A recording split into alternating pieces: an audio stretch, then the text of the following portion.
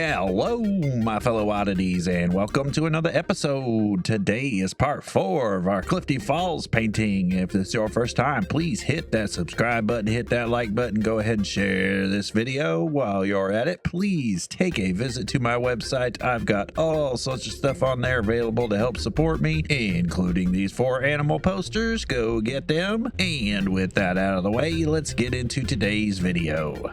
So, the name of the game today is just doing smaller and smaller details. We are going to continue using our same palette that we had before, and make sure that if you have missed the previous episodes, you go ahead and go view those. Those will kind of key you in on where we are at. We are just going to be dialing in these shapes a little bit better and working our way down. Today, we will just focus on this top portion of the painting and slowly work our way down. And I don't know exactly how many more episodes we'll have because I am really packing in some detail this round.